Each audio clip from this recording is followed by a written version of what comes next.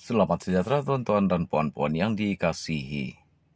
100 hari KRI beri markah ditolak kepada kerajaan yang ada Zahid.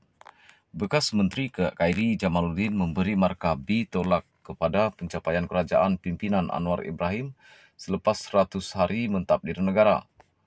Dalam podcast bersama bekas Ketua Penerangan UMNO Sahril Hamdan, dia memuji sejumlah menteri dari PH namun mengkritik sebahagian menteri dari UMNO termasuk timbalan Perdana Menteri Ahmad Zahid Hamidi.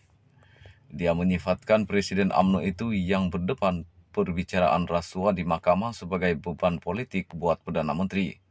Tanpa mengulas lanjut, dia berkata B adalah markah yang bagus buat sebuah kerajaan yang mana timbalan Perdana Menteri adalah Zahid. Saya beri markah B tolak untuk 100 hari pertama. Kerajaan Madani bagi saya B tolak markah yang bagus jauh lebih tinggi daripada markah lulus. Tapi markah B tolak kerana dasar jangka panjang masih lagi samar.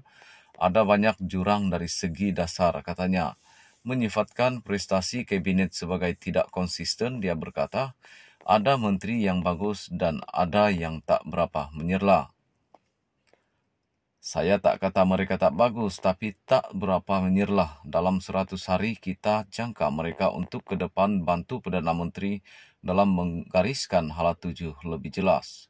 Memuji Anwar kerana mengekalkan kestabilan politik, KRI berkata Anwar berjaya menunjukkan dirinya sebagai ahli parlimen dan ahli politik berideologi tengah kiri menerusi Belanjawan 2023. Buat masa ini saya nampak ada kestabilan dan rakyat pun menerima pembentukan kerajaan perpaduan ini. Cuma Anwar tidak mencapai knock-out punch kemenangan mutlak pada PRU lepas. Seperti mana Tun Mahathir 2018 tak perlu esan sokongan parti lain untuk bentuk kerajaan. Dari segi politik, kalau ambil pepatah Inggris, he has absent around his neck, menggalas beban besar yang akan menjadi penghalang untuk berjaya. Beban ini adalah Zahid Hamidi, timbalan Perdana Menteri dan Presiden UMNO. Anwar terpaksa pikul ini tak tahu sampai bila, katanya.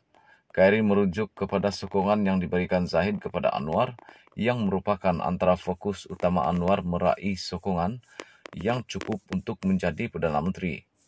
Ia berikutan tiada gabungan atau parti politik yang menang majoriti muda dalam PRU lalu. Zahid kemudian membawa BN untuk menubuhkan kerajaan bersama-sama PH. Pujian untuk beberapa menteri.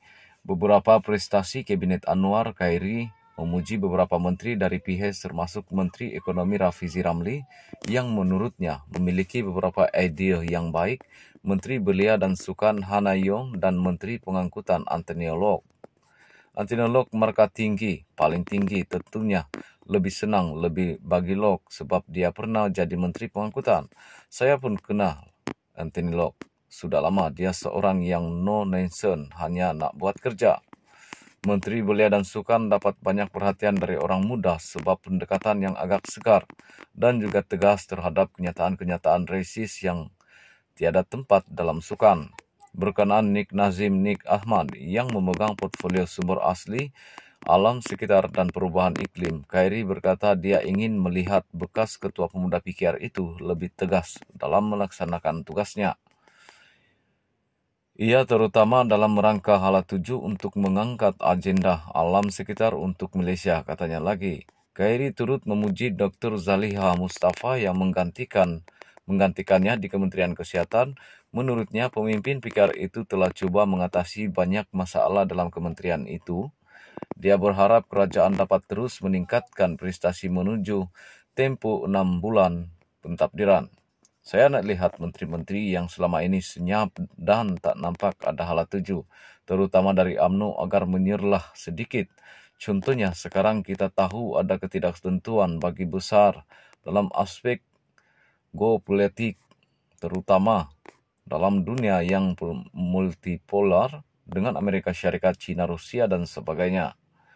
Tetapi, mana rangka kerja dasar luar dan pertahanan kita? Tak dengar pun, kita kena tetapkan nada, katanya merujuk kepada Menteri Pertahanan Muhammad Hassan dan Menteri Luar Zamri Abdul Qadir.